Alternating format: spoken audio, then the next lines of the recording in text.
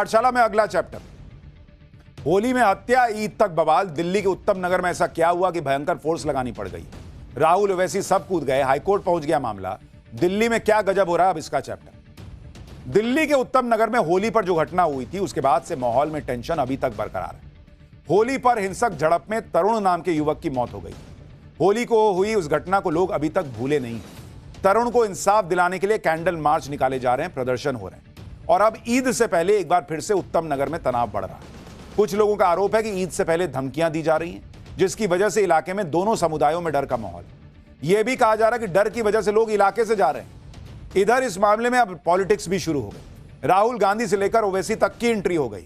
Rahul Gandhi BJP पर हिंदू मुसलमान में दरार डालने का आरोप लगा रहे हैं। ओवैसी कह रहे हैं कि पुलिस कुछ कर ही नहीं रही है। उत्तम नगर में हालात खराब होने की आशंका को लेकर दिल्ली हाईकोर्ट में याचिका डाली गई, जिस पर हाईकोर्ट में आज सुनवाई हुई। हाईकोर्ट ने क्या कहा है वो आज आपको बताऊंगा, साथ ही उत्तम नगर की ग्राउंड रियलिटी भी आपको दिखाऊंगा। लेकिन पहले दिल्ली में कैसे एक इलाके में पूरी फौज जैसे खड़ी हो गई है पुलिस की, जरा उसकी एक झलक देखिए।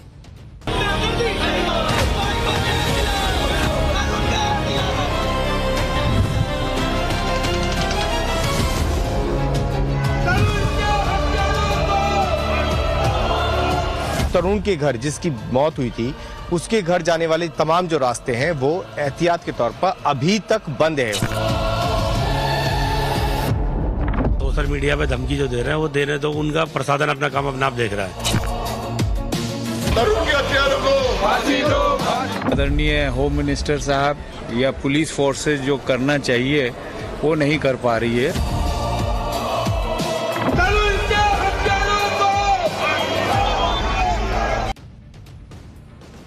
उत्तम नगर में ईद से पहले और ईद के दिन माहौल खराब होने की आशंका जताई जा रही है। स्थानीय लोगों का कहना है कि सोशल मीडिया पर धमकियां दी जा रही हैं, जिसकी वजह से इलाके में दोनों समुदायों में डर का माहौल। हिंसा की आशंका को देखते हुए हाईकोर्ट में एक याचिका दाखिल की गई थी, जिस पर आज सुनवाई। याचिकाकर्ता ने हाईकोर्ट से कहा कि मुसलमानों की लिंचिंग की बात कही जा रही है। एक दिन भीड़ इकट्ठा हो गई थी, हिंसक और भड़काऊ बातें की जा रही हैं, पर्याप्त सुरक्षा नहीं दी जा रही। इस पर दिल्ली पुलिस ने कहा कि हमने केंद्रीय सुरक्षा बलों की टुकड़ियां लगा रखी हैं, स्थिति बिल्कुल सामान्य है, पर्याप्त सुरक्षा बल मौजूद हैं।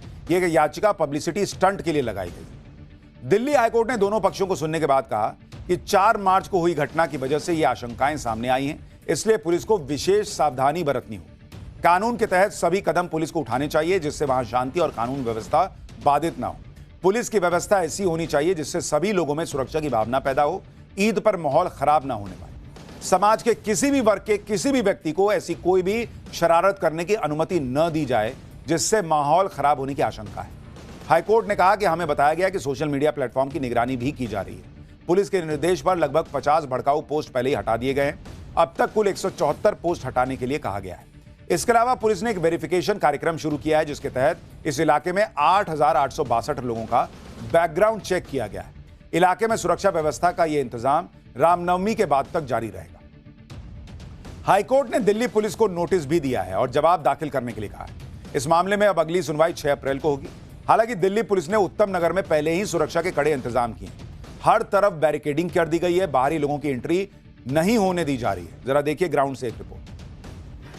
उत्तम नगर की तस्वीर मैं आपको दिखा रहा हूँ। होली के दिन जहां बवाल हुआ, एक युवा लड़के की मौत हो गई, लेकिन उसके बाद से ही उत्तम नगर की इन तमाम गलियों को बंद कर दिया गया। आप देखेंगे तो तरुण के घर जिसकी मौत हुई थी, उसके घर जाने वाले तमाम जो रास्ते हैं वो एहतियात के तौर पर अभी तक बंद है। ये एहतियात इसलिए बरती जा रही है कि ईद का त्योहार मुश्किल से एक दिन बाद में आने वाला, तो उस दिन ऐसी कोई बड़ी घटना ना हो जाए, क्योंकि दो समुदायों के बीच लगातार विवाद पैदा रहा है। कौन कौन लोग यहाँ से छोड़ कर जा रहे हैं? जो आसपास के लोग हैं, किराएदार हैं भैया, जहाँ तक किराएदार लोग। हाँ, ईद बनाने जा रहे हैं। तो देखिए, होली पर उत्तम नगर में जो भी हुआ उसका असर अब ईद पर दिख रहा है, जिसको लेकर पॉलिटिक्स भी हो रही। राहुल गांधी ने उत्तम नगर की घटना पर बीजेपी के खिलाफ हल्ला बोल दिया। राहुल गांधी ने कहा कि उत्तम नगर के लोगों ने हिंसा की भारी कीमत चुकाई। एक तरफ एक जवान लड़के तरुण की जान चली गई, दूसरी तरफ एक पूरा परिवार उत्पीड़न का सामना कर रहा है। उन्हें और खून खराबा नहीं चाहिए। खून खराबा केवल बीजेपी और उसका इकोसिस्टम चाहता है, जो नफरत के तवे पर हिंसा की रोटी सेकने के हर मौके का फायदा उठाता है। वो चाहते हैं कि देश हिंदू मुसलमान में उलझा रहे, ताकि लोग ये ना पूछ सकें कि आखिर प्रधानमंत्री देश की रक्षा ऊर्जा सुरक्षा, खाद्य सुरक्षा और सामरिक संप्रभुता को अमेरिका के हवाले करने पर क्यों मजबूर है। इसलिए दिन दहाड़े देश की राजधानी में फिर से दंगों जैसे हालात खड़े किए जा रहे हैं। दिल्ली वासियों से अनुरोध है, किसी बहकावे में ना आए। देश की शक्ति हमारी एकता, भाईचारे और मोहब्बत में। राहुल गांधी बीजेपी पर निशाना साध रहे हैं। दूसरी तरफ कांग्रेस सांसद मोहम्मद जावेद ने गृह मंत्री अमित शाह को चिट्ठी लिखकर कार्रवाई की मांग की। उधर एआईएमआईएम के अध्यक्ष असदुद्दीन ओवैसी ने भी उत्तम नगर की घटना पर बीजेपी को घेरा। ओवैसी ने कहा कि दिल्ली पुलिस की ठीक नाक के नीचे उत्तम नगर में नफरत का अभियान चलाया जा रहा है। इसे रोकने के लिए कोई कदम उठाया जाता नजर नहीं आ रहा। पुलिस ये सुनिश्चित करे कि हर नागरिक सुरक्षित महसूस करे, लेकिन इस इलाके में साफ तौर पर हिंसा का माहौल फैलता जा रहा है और इसे रोकने के लिए कुछ भी नहीं किया जा रहा।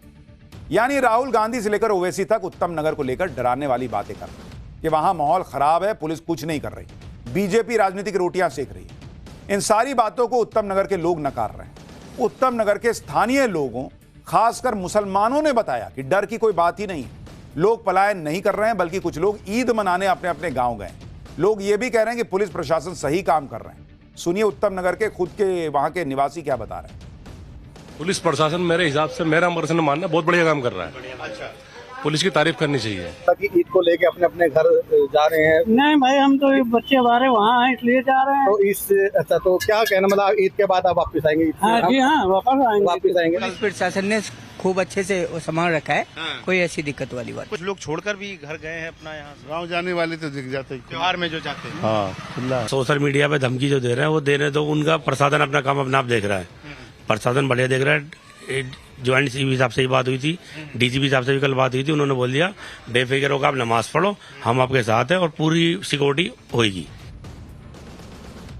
यानी पब्लिक कह रही है कि मामला टाइट है, पुलिस सब देख रही है। नेता इसका मतलब जबरदस्ती उसमें जो है ना घुसने का प्रयास कर रहे हैं, अपनी पॉलिटिक्स घुसा रहे हैं। उत्तम नगर में जो तनाव फैला है उसकी शुरुआत होली के दिन हुई।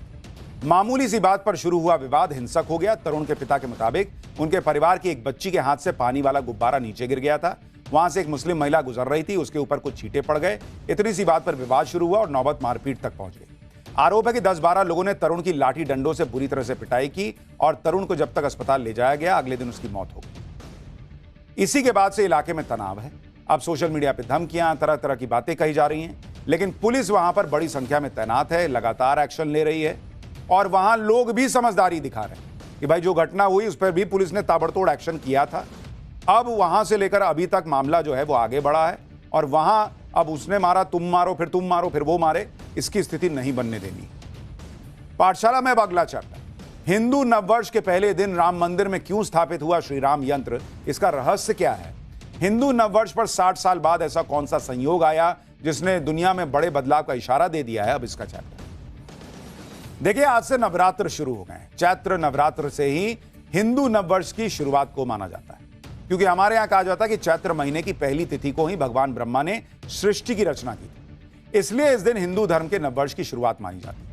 लेकिन इस बार हिंदू नववर्ष और चैत्र नवरात्र बहुत खास है, क्योंकि अयोध्या में 500 साल के लंबे इंतजार के बाद बने भव्य और दिव्य